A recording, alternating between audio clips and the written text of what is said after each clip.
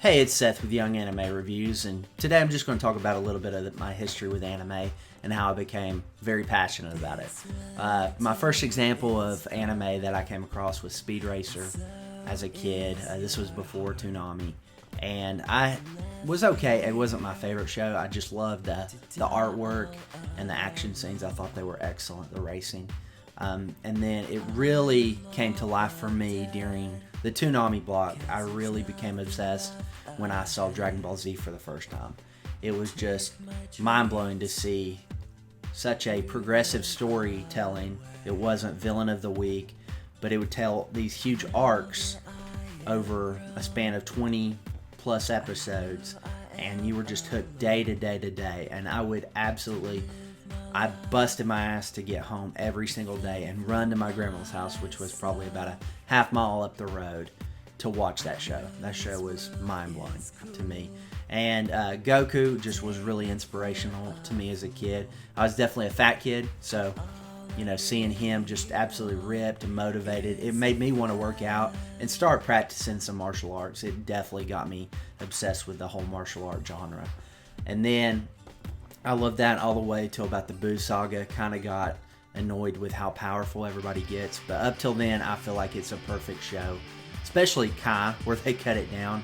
I rewatched it a couple years ago, and I love how they condense all the waiting. But as a kid, the waiting was just, it was part of your everyday life. So that I loved. Gundam Wing growing up. The first time I saw Gundam, I'm used to American cartoons at that point with big robots. You had Beast Wars, you had Transformers, and those were okay, but when I saw Gundam, I was absolutely hooked. You had a very adult political story going on. You had some great space action scenes that, just absolutely out of this world, on the par with Star Wars. You had just crazy twists and turns along the way, betrayal. You had some great anti-heroes in that show, and it really just kind of opened my eyes to not everything's black and white. There's not just a good guy, bad guy, but some people, can do good things and have redeemable qualities about them, but also do really terrible things at times. So that show was amazing to me. I love it.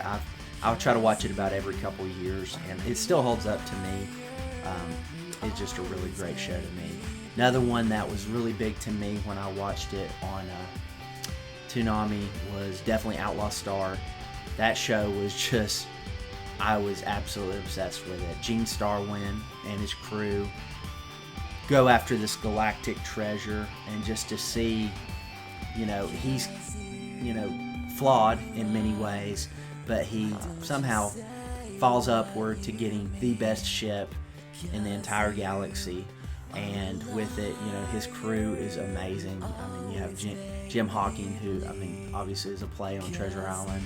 You have Malfina, which is the cyborg. You have Aisha, which is the Katara, which is a very aggressive feline alien creature. And that's all I can think of right now. You have the samurai girl, I forgot her name, but just absolutely amazing storytelling. You have funny moments. You have really heart-wrenching where, some characters actually die and there's high stakes. And then the fights are just amazing. The idea of a ship with grappler arms, it was very, to me, just amazing. Like, to see the space fights where the ships actually have hands, and then the AI had his own personality. It was such a good show. And that was one of my favorites. It still is. I just rewatched it recently. One of my favorite shows still. Very funny, very entertaining all the way through. And I actually like it, unpopular opinion, better than Cowboy Bebop. They came out around the same time. Very similar styles and feel to them. Another big one that I really got hooked into during the Toonami run was Yu Yu Hakusho. That show absolutely blew my mind. The first few episodes, did not really like it, but once they introduced, once he got back to life and became the spirit detective, and you saw him, work on his power, and he does the spirit gum and blows off that demon's head, it was mind-blowing. And then they introduced Hiei and Kurama and Kuwabara, and then when you have the whole group, it was just those four together are just absolutely amazing. That being said, yeah, that show, I'm a huge fan of dub all the way. If there's a dub, I try to watch it in that, because I grew up on all the cheesy 90s dubs, and I love how iconic some of those voice actors are that did all the voice work in the 90s. And just that show, especially, all 4 characters, you need to watch it dubbed, especially because just how much life they brought and a personality they brought into each and every character. It was absolutely amazing. Other shows I loved was G Gundam. It was a very good twist.